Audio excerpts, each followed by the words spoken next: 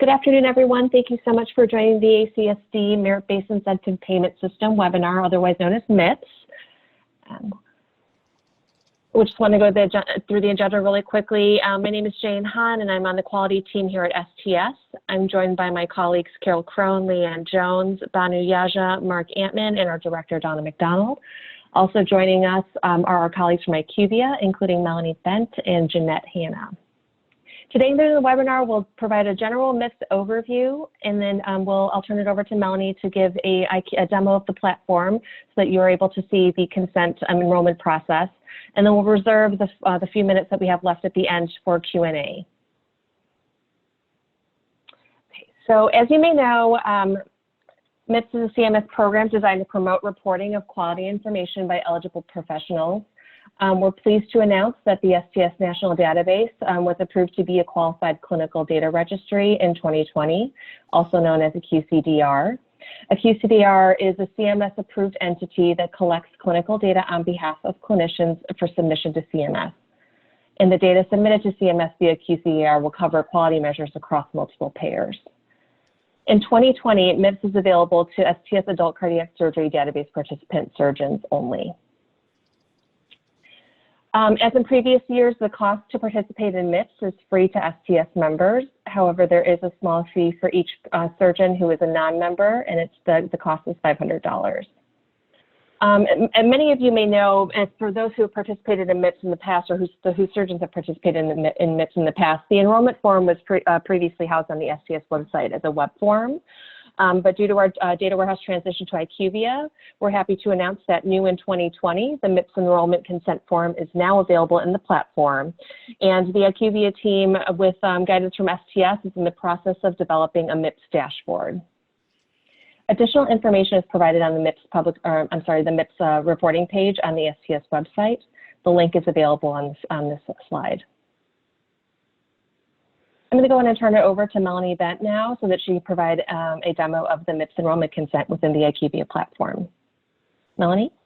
Okay, thanks, Jane. I'll go ahead and share my screen.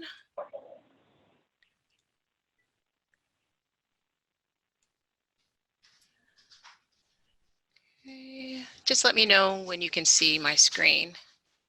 You can see your screen. All right. Thank you. All right, so I'm already logged in. I'm logged in actually as a surgeon reviewer. So for some, this may look a little bit different, but the navigation in regards to where you'll be accessing the MIPS consent form, you will have that menu option. So once you log in, you will take a look under the resources menu, and you'll see there's an option for MIPS participation. Once you select that option, you'll see a hyperlink that's listed as MIPS 2020 participation. And the only thing when you initially go in that you will see is this first entry. I added some just for the demo purposes, but the main focus when you initially go into this area will be to add a new form. So you'll see the option where it says add new MIPS 2020 participation, and you'll see that there's a hyperlink here that says add new. You would select that option, and the form will display for the 2020 consent. And so you would go ahead and review the language here, and then you'll see that there is an option where it says I consent to the terms and conditions of MIPS 2020 participation. Once you select that option, you'll see that there are multiple fields that are now enabled. And you'll notice that each one of those fields are, of course, highlighted in red. So that's indicating that the field is required. So the first field that you will enter is the NPI. So if it's an NPI that you know specifically, you can type that in, and the automatic search will kick in. This actually does look at a master list of NPIs, so you will be able to locate that by typing in that information. Or if you wanted to do a search, you have an option for advanced search. So I'm going to select that for you. And you'll see another dialog window that appears for the advanced search.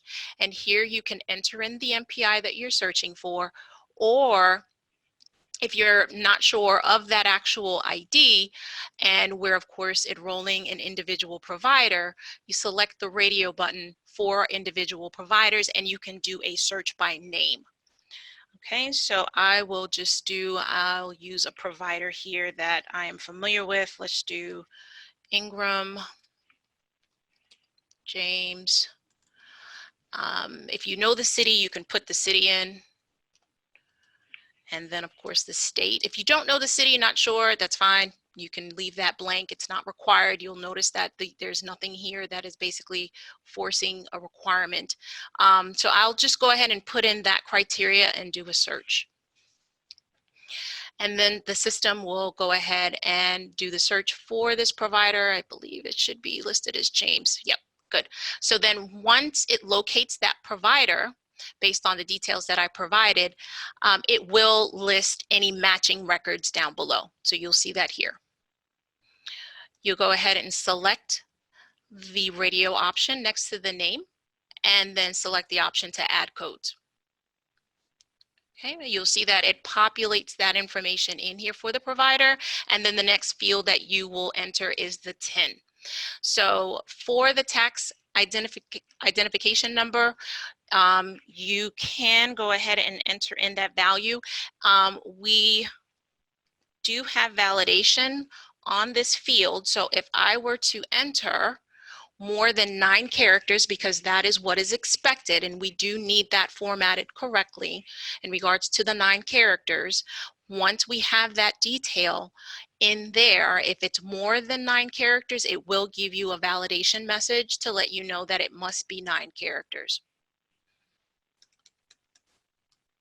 Okay, so you'll see that information. Once I remove the additional characters and tabbed away, the validation goes away.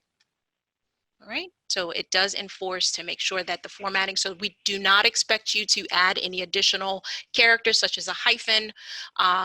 It is just the ID as is without those other additional characters.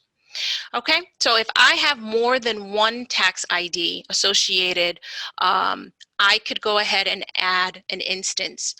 And so you would select that option that says add instance, and you enter in the secondary tax ID number.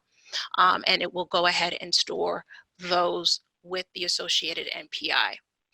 If I entered that in error, you do have an option where you're able to delete that. So just in case if you were to click this by accident, you can go ahead and use the delete option to remove that entry. Okay, next you would have your preferred phone number. So you would just enter in your phone number here. You can put in formatting of hyphen, parentheses, it will accept that. So that's fine. Just wanted to let you know that you can enter that. It will allow you to enter in that information with hyphens or if you did parentheses, okay? And then for the preferred email address, it does expect the format of the name, the @ symbol, and then the domain. So in this instance, I would put in the valid contact email, which would be formatted as such. If it did not have the correct format, it will give you, it will basically indicate that a valid email, as you're seeing there, needs to be entered. So let me just leave it as this.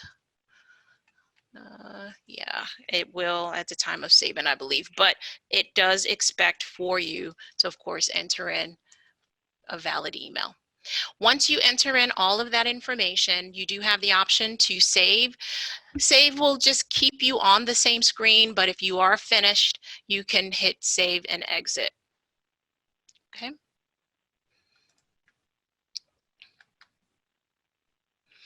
All right, once the form is saved, you'll notice that, and I did this for demo purposes, especially for those participant sites that have more than one provider that is participating in the program.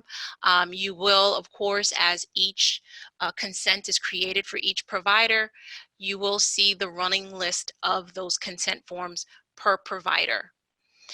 If you needed to go in and make an edit, you would select the hyperlink for that consent. It will bring you right back to where you were, And if you needed to make any changes on here, you would do that. And then of course, hit save or save and exit. If there's an instance where the provider does not want to participate, they want to unenroll from the program, the way that you would do that is by deselecting the consent option. And so I'll go ahead and show you for this purpose. You'll see that once I deselected the consent checkbox, all of the required fields were then removed and cleared. Okay, so if I were to select it again, you'll see that the fields will come back, but all of the information that was previously entered basically was cleared out. So please just be mindful of that. You know, if you were going in just to kind of test it out, just know that once you deselect, it will clear out all of that information and you would need to re-enter that detail, those details. Okay. And so in this instance, what can happen if you wanted to, let's just say that that provider disenrolled, but then you had another provider, you can actually use this same form and put in that associated provider's details and then save. You wouldn't have to create an additional entry. You could use the one that if you had to update and if by chance you had another provider that you needed to enroll, you could actually use that form, this form, enter in that, and then save. Okay. In this instance, I'll go ahead and save. Hold on. Oh, of course, see, just in case in regards to if I did not enter in all of this information, you see that it does give you the message to say that all of the fields are required and they're required in order for us to save. So I'm just going to deselect that. It will leave that entry. So this one will still appear down at the bottom because it was initially used, but it does disassociate the provider. You'll notice that there is no NPI that's listed. So, but it will stay here on the list. But again, if you needed to enter maybe another provider, you could use this entry and then that new provider would be associated. Okay. So that is the process of going into the system and accessing the consent form and adding a consent form and editing a consent form. We also have, just for reference, a user guide that walks you through the same steps to allow you to review just for any reference as you're going through this process. All right, so Jane, I'm going to stop here. And let's take a look. I think we may have questions that may have been submitted.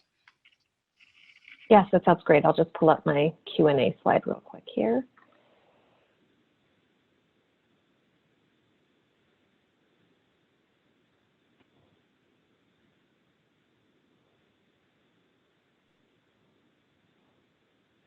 Okay. Thanks, Melanie.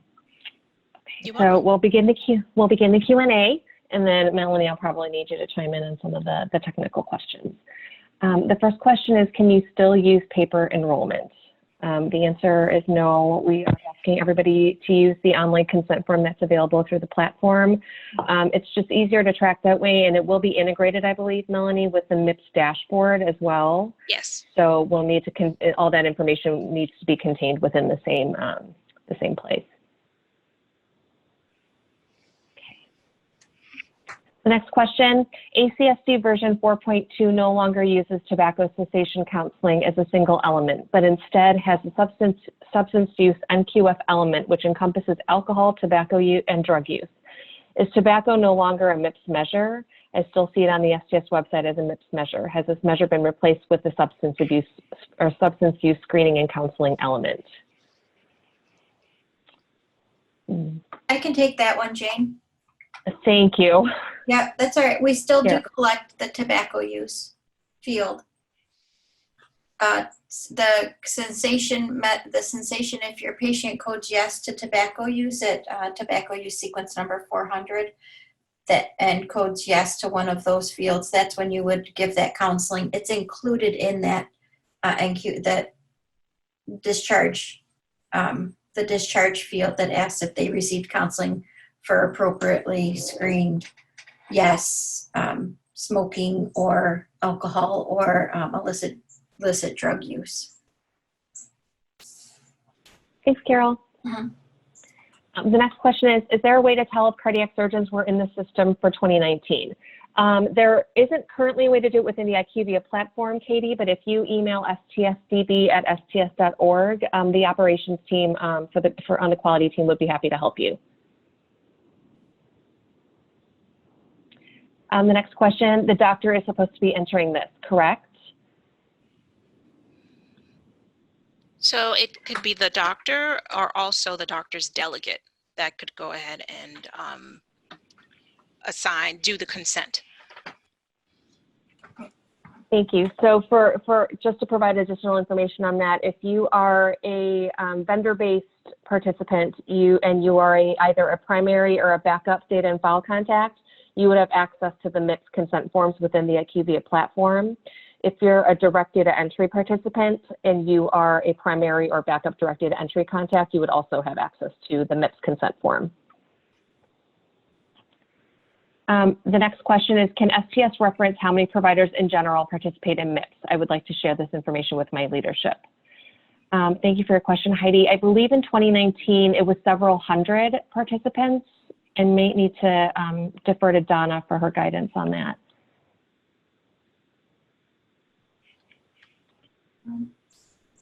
She might be on mute. I know that, Jane, this is Carol. I know that there's Donna. There. We've been as high as 800, but as more and more physicians become hospital employees, their hospitals are submitting on behalf of the entire medical staff. So we've seen the count go down, and it's been between 200 and 300 in the last couple of years. Thank you. The next question is, if my surgeon has not signed into IQVIA yet, I direct them where to sign on. You can actually, why don't you have them email stsdb@sts.org, and the operations staff will help reset their passwords to get their login information for them. The next question is, I heard yesterday that the MIPS consent can be done by data managers. Is this correct? But all surgeons should have a login for IQVIA to complete themselves, correct? These credentials would have been sent when we moved to IQVIA. So this is a three-part question. I think we addressed the first one already, but just to reiterate, yes, data managers do have access to the MIPS consents within the platform. All surgeons who were participant surgeons as of the official launch at the end of January for adult cardiac would have received their user credentials.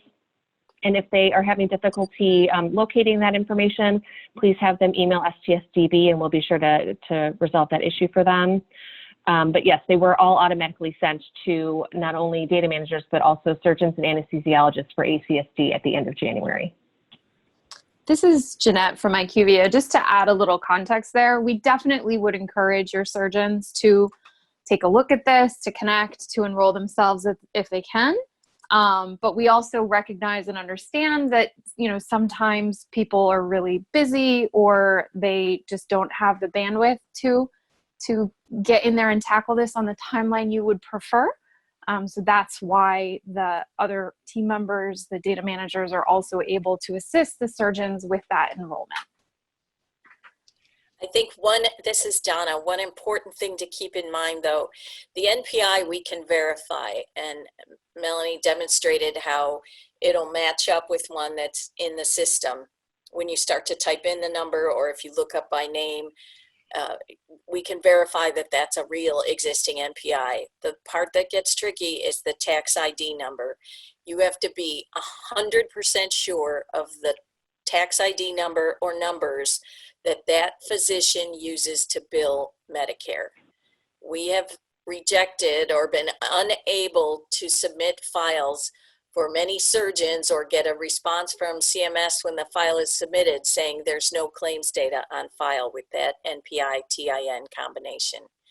So again, there's money at stake here. You want to be extremely careful that the right numbers are being entered, because CMS will reject it if it doesn't match what comes in through claims. And that will also need to match the NPI and the TIN numbers on the surgeries that are submitted.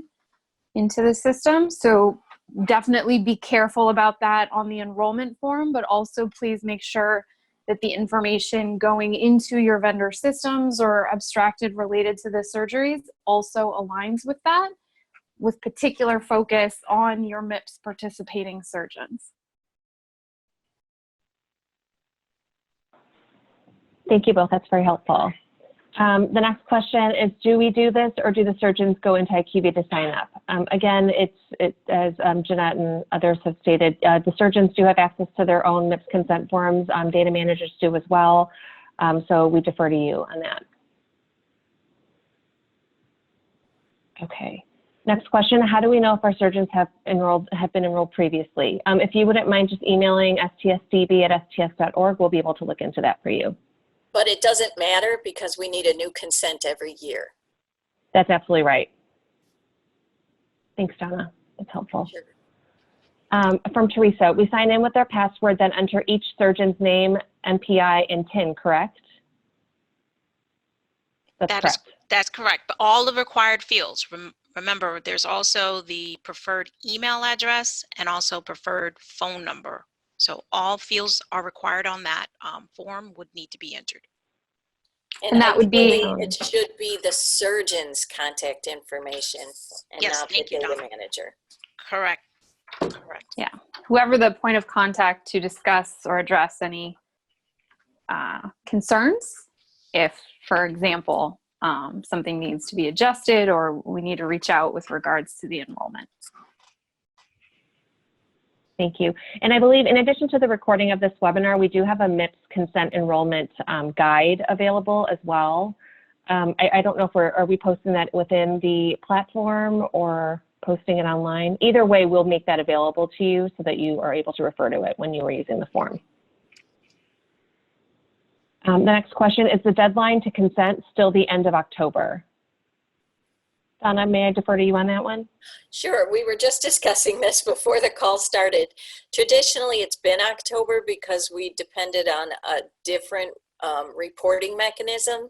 Now that we have dashboarding, I think we can extend the deadline into December. So it will be later than the end of October. I don't have an exact date for you yet, but we'll make sure that emails go out to all of the participants in the adult database. Thank you. Will this be a one-time consent for surgeons or yearly? This is actually an annual consent. So even if folks, as Donna was mentioning earlier, even if folks were enrolled in to report MIPS data last year, they would have to re-enroll or consent again for 2020. The next question, did you say that MIPS is not mandatory? It is not. I would again, thank you. It is not mandatory, but there is a penalty for those who don't do quality reporting in some way. The hospital may be doing it for your physicians. They may be in some sort of advanced payment model. Every hospital or hospital group are a little bit different. So you'll want to check with your quality people to see if they're already doing physician quality reporting through some other mechanism. Thank you. The next question, I may have missed it as I was interrupted during Melanie explaining, but can we print this for a legal review? And if not, how do we get them access? So I think the question is, can you print the form from within the platform? Hold on, I actually was checking that. You could probably screenshot it. You can screenshot it, and I think you can, I'm trying to test it right now. It looks, you can to PDF, it looks kind of, it does allow you to print to PDF and print to a printer. I can show you, but it is available. But yes, you could also do a screenshot. Let me just show you since I have it open. You also could screenshot the list of forms enrolled to that participant to see all the NPIs that are enrolled without needing to go into each in turn if you needed a summary view of all of the surgeons enrolled. Okay, let me just show you what I did. So all I did was right click. So within the menu here, you'll see there's a print option.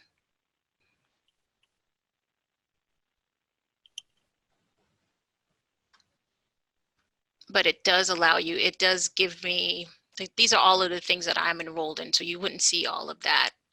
But here is the actual consent.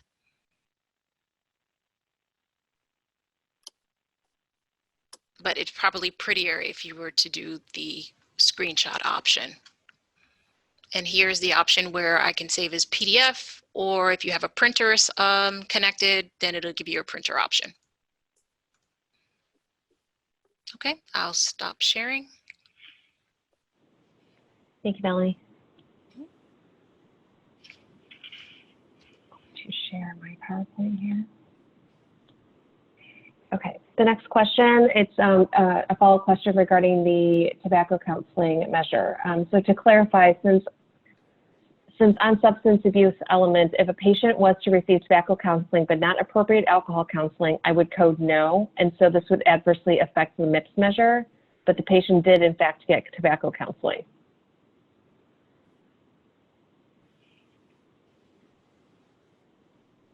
Carol, is that, should we take that question offline so we can look into it a bit further, or is that something we could address live? Hold on 1 second. Let me pull something up here. Okay, no problem. Check on the data collection form real quick. Okay, we can come back to that one and when you're ready. Sure. Should we do that? Okay, Yeah, great. Absolutely. The next question is, when is this form due each year? Where's the due date located? As previously stated, we have the ability this year to extend the deadline into December. And as we are making updates to the STS MIPS reporting website, we'll be sure to update that information as well. Next question, if the surgeons do not wish this, do we still have to fill out the form? No, we only need the consent form completed for those who would like to opt in for MIPS reporting. Next question, so if your hospital is doing this as an organization, then the surgeons don't need to submit consents? Well, I'm not sure if I know how to answer that question. I think we may need to take that offline. Many hospitals will handle their own CMS submissions and do a group submission from their, with tools that they have centrally. That would be different than this, but we wouldn't want to advise you not to pursue this route if there was any misunderstanding about the way your CMS submission would go in. So perhaps let's take that one offline. If you reach out to the STS email address, then we can talk more specifically about your particular situation. Okay. Thank you for stepping in there, Jeanette. Go ahead, Carol. Are you ready to go back to tobacco? Yeah, I am. And I just, Okay, I want to sure. run this one by Donna because we had removed the smoking cessation, which was in 2.9. We removed that and replaced it with this substance use screening and counseling performed. And I think this is a good question that Bonnie brings up. Do you have any insight into this? Previously, we had the tobacco cessation counseling performed, yes or no, and we've replaced it with the substance use screening counseling.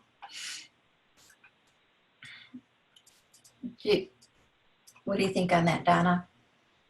I see what the problem is because we don't have cessation for smoking alone. It's bundled into that other measure. So you're right, this would not be a good measure for that patient, for that surgeon. They would get dinged here. But the bar, again, is 50%. So missing it on one patient is not going to be problematic. It's only if it's a repeated problem where patients are getting counseled on some things and not others. Would we, thank you, would we ever include this NQF 2597 in our MIPS reporting? It's now in another CMS program, in a bundled payment program that's, I'm not sure when that's going to start, or if it is, there's been some delays due to COVID.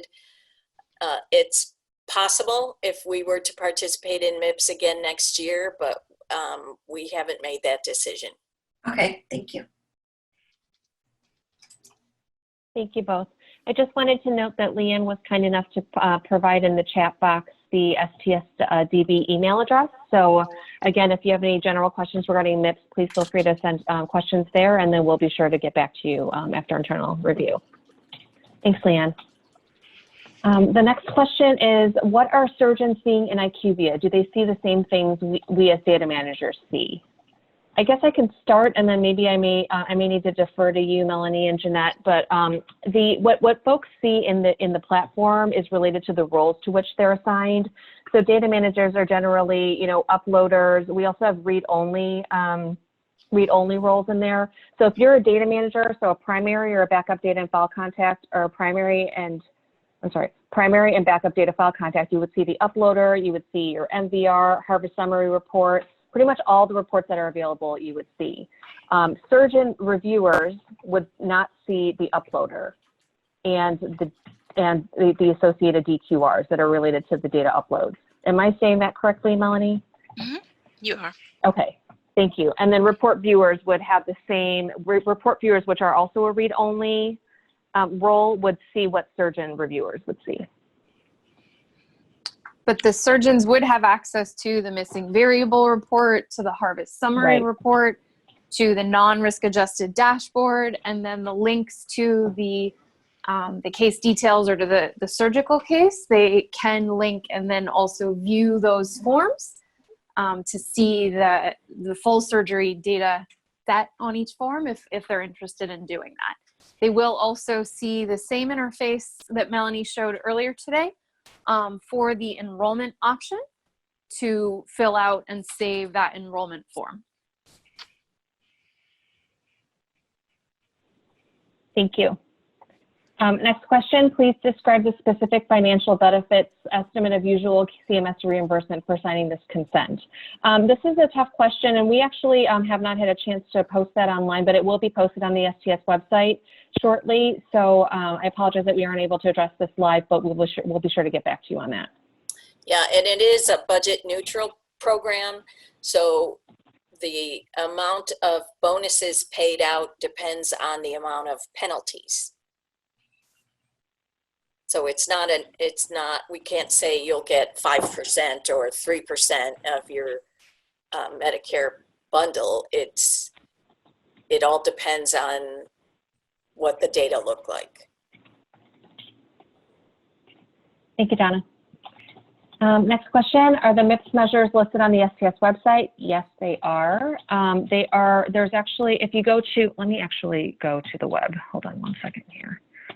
I'm going to pull it up and then I'll share my screen again. Okay.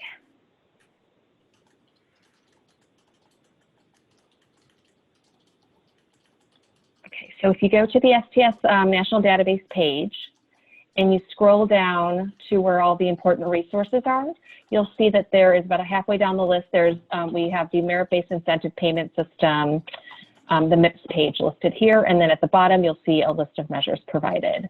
Again, we are updating this page within the next week or so, so you'll see updated information in here. But for now, I think it would be a good resource for you to utilize in the interim. And Jane, I also added that to the chat, the link.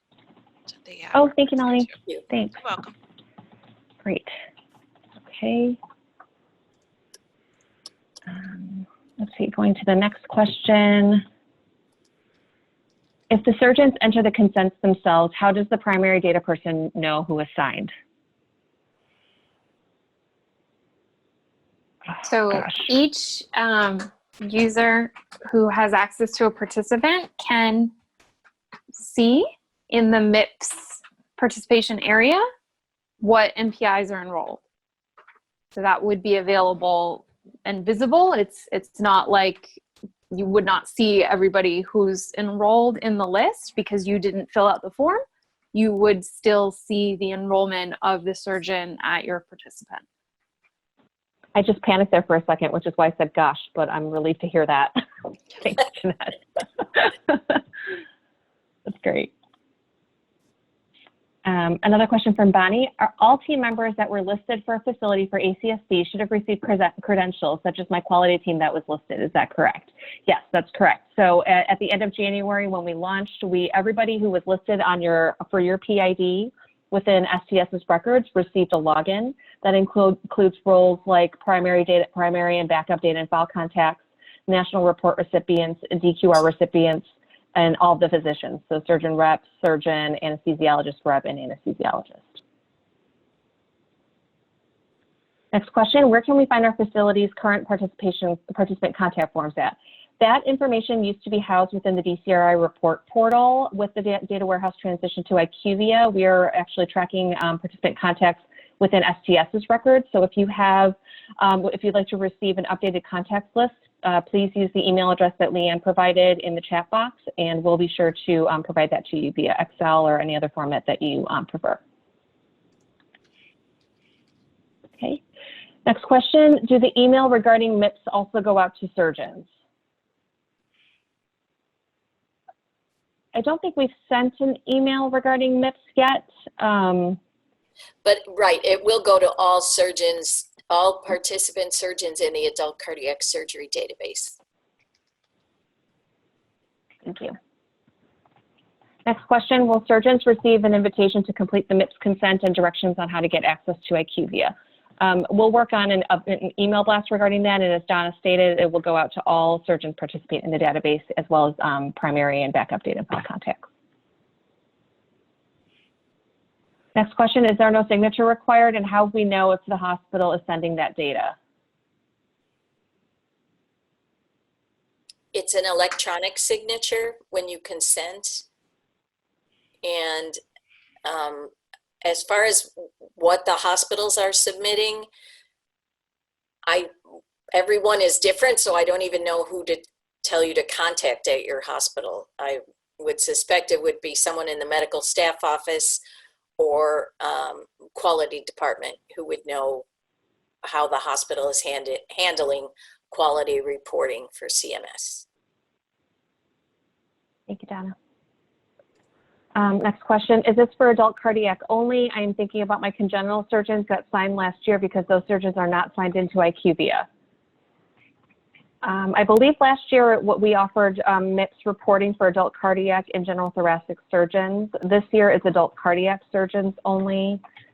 I don't believe congenital surgeons ever had the option to participate in MIPS, but I would defer to Donna on that. Now, they typically don't have a big Medicare population, the congenital surgeons. So there aren't measures specific to them, and we have not offered it to them. There also weren't enough measures for general thoracic. A lot of the ones that we wanted to use were topped out, and CMS didn't accept them. Thank you. Next question, we only have one place for TIN in our vendor software. If we put in more than one for a surgeon and it is not the one that is the one shown in our database, how will that be used for our surgeon's benefit? You would only use the TIN that is associated with the case record. So it sounds like in this instance, you only have, even though they may have more than one TIN, in your actual software vendor system, you only captured one, and that would be listed on the case. So that's the TIN that you would use for the enrollment. So each surgeon NPI can have multiple taxpayer identification numbers, and those would be listed on the enrollment form. However, for each surgical case, those are generally only associated with one taxpayer identification number. So with the multiple TINs entered on the enrollment form, the system will automatically grab all of the surgeries associated with that NPI, and then any of the TINs, of which there may be multiple, entered on the enrollment form, and bundle those up to all go to CMS. Otherwise, if you only enter one, if there's only one relevant for that surgeon, then the match will only occur on the one TIN that's been entered in the enrollment area. But there should be only one on each surgical form. Thank you. Next question, we have 5 left. Thank you, team, for sticking with me. Do the surgeons need to be up to date on their membership? If they are not, will we get an error? We will accept, as long as the surgeon is within the system, we will receive or will be able to process the consent form. The invoicing will be done separately. We do encourage you to have their membership up to date. You will not get an error. The consent form will be accepted, but if their membership is not up to date, they will receive an invoice for the non-member fee. Next question, is this consent form the same as the data sharing consent and release from physician quality reporting system? Well, it serves the same purpose, but we no longer have a paper form. It replaces it, right. Thank you, Donna. Next question, if as a data manager I do this form, when my surgeons log in, will they also be able to see this as well? Is it site specific? I believe Jeanette may have answered this earlier, that you would be able to see the consent submitted. Is that correct, Jeanette? Yes, that is correct. So the enrollment would be visible at the participant in which it's entered. However, we do know many of our surgeons are affiliated with multiple participants, so they would not need to enroll multiple times, would only need to enroll once. But that would remain visible to everybody who has access to view the participant in which the enrollment is entered and saved. Thank you. Last few questions. Are all the MIPS measures used or the top performers? Can tobacco screening be avoided and focus on the others?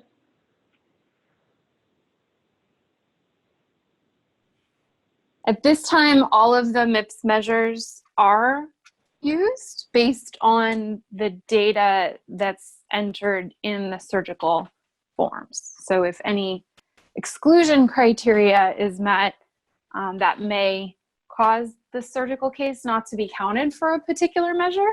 However, the measures are calculated for all enrolled surgeons. Okay, thanks. And final question, do all of those people with access to IQVIA, the IQVIA site, get notifications whenever I do uploads? No. I'm wondering, No. okay, I'm wondering They if this do is a question regarding data file uploads, so not really MIPS related, but Yeah. Melanie states no. No. So all users that a participant would be able to see the upload history in the upload interface, but there would not be any other sort of notification, no emails or anything like that going out. Great, thank you both. I'm not seeing any more questions in the Q&A function, and we are ending a little early today, but if anybody has additional questions, please feel free, as stated previously, to contact stsdb@sts.org. We'll be sure to discuss internally who best can address those questions, and we'll get back to you as soon as we can. In addition, we'll work on an email blast to announce the availability of the MIPS consent enrollment within the IQVIA platform, and that will go out to adult cardiac surgeons and data managers. Thank you to the IQVIA team and the STS team for joining and definitely helping me, because I did not know the answers to all these questions. So I appreciate your guidance here. And oh, I'm seeing some additional questions pop in, sorry. Really quickly, surgeons have to sign an electronic consent annually for each facility where they work. Is that right?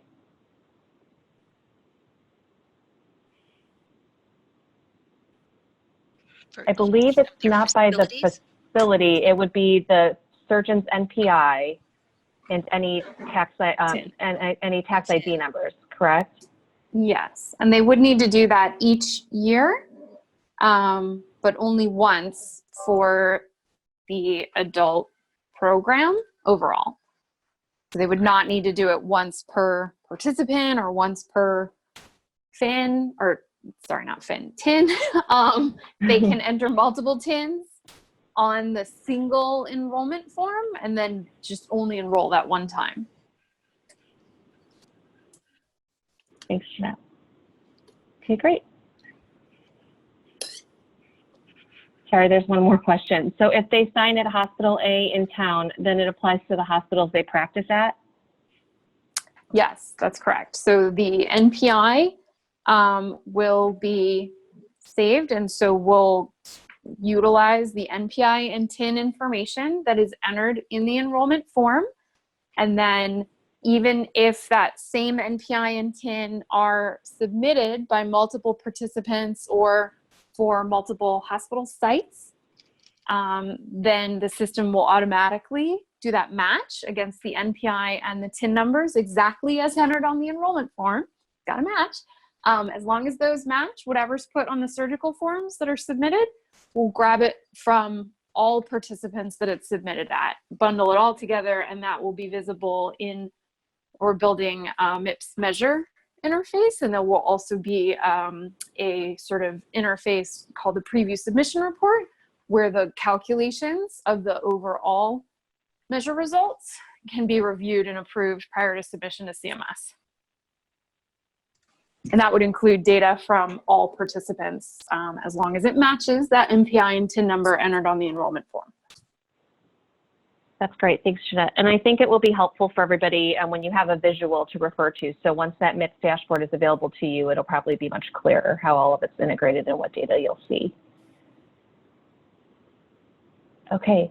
Once again, I just want to thank everybody on the teams here for joining and helping me with the questions. I appreciate your time. Thank you all the attendees for joining.